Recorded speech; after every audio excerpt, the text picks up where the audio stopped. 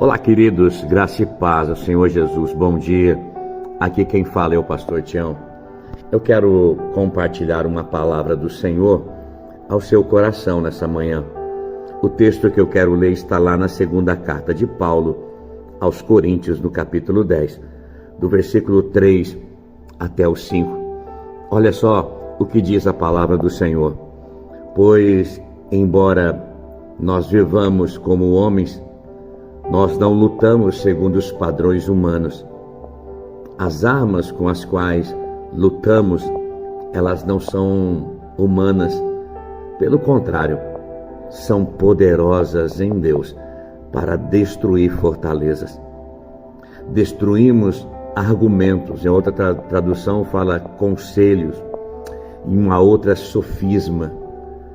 E toda pretensão que se levanta contra o conhecimento de Deus.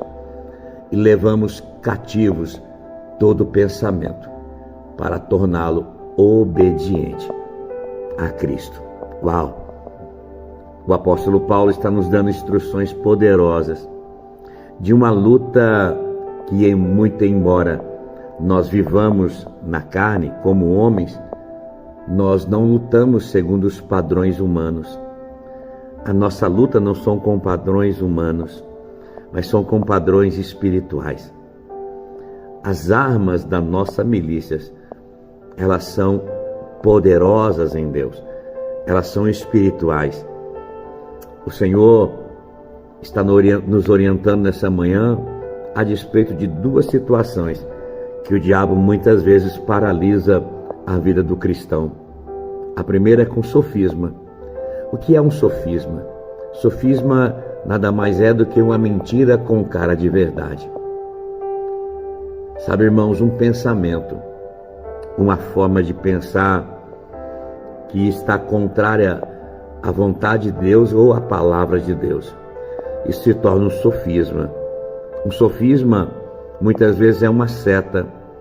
O sofisma muitas vezes é um pensamento que vem na nossa mente, no nosso coração, falando a despeito de um Deus que não pode fazer, de situações que podem ser irreversíveis, que não tem jeito, que você não vai conseguir, que acabou para você. Tudo isso são sofisma que vai paralisando muitas pessoas. E a fortaleza que se levanta é uma barreira que acabamos criando e muitas vezes não conseguimos vencer.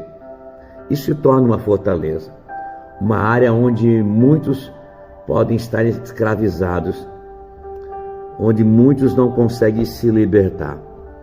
Muitas pessoas estão na fortaleza do medo, outras na fortaleza da amargura, outras na fortaleza da indiferença, da insegurança.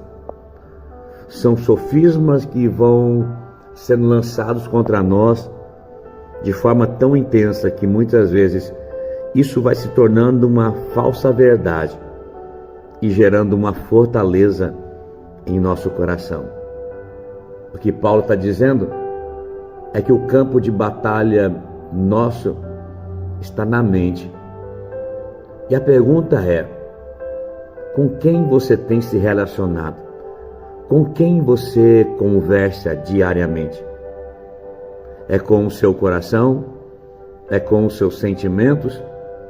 Ou com o Senhor? Com o Espírito Santo? Com aquele que pode te instruir em toda a verdade? O homem ou a mulher que é guiado pelo Espírito de Deus, eles não vivem segundo a carne, mas vivem segundo o Espírito. Paulo vai dizer isso lá em Romanos 5. Eles não pendem para as coisas da carne, mas eles pendem para as coisas do Espírito, porque as coisas do Espírito são vida e paz para as nossas almas. Então, a pergunta é: com quem você tem conversado? Muitas vezes, irmão, Satanás traça planos dele na mente das pessoas e elas entram por essas prisões. Mas nessa manhã, o Senhor está dizendo que existem armas poderosas em Deus para destruir essas fortalezas, destruir todo argumento, destruir toda pretensão que se levanta contra o conhecimento de Deus. e levar cativo todo pensamento para torná-lo obedientes a Cristo. A palavra de Deus é o que importa, que diz ao meu e ao teu respeito. Essa palavra de Deus diz que eu e você podemos todas as coisas num Deus que fortalece. Nós podemos todas as coisas. Essa palavra de Deus diz que existe um Deus que, segundo a sua riqueza e glória, Ele há de suprir toda a nossa necessidade. Nós precisamos crer que existe um Deus que supre cada uma das nossas necessidades. Nessa manhã, o Senhor me trouxe aqui para dizer para você que a palavra de Deus é a arma, é a espada que corta juntas e medulas, que discernem a alma e as intenções do coração. Ela tem poder para gerar vida, ela tem poder para gerar morte. Nós podemos desembainhar essa espada, que é a palavra de Deus, e viver uma vida vitoriosa. Creia nisso. Romanos 8:37 diz que o Senhor já nos fez mais, muito mais, do que vencedores em Cristo Jesus, o nosso Senhor. Que o Senhor te abençoe nessa manhã e te guarde. Que o Senhor faça resplandecer o seu rosto sobre ti e te conceda a graça. Que o Senhor volte para ti o seu rosto e te dê muita paz.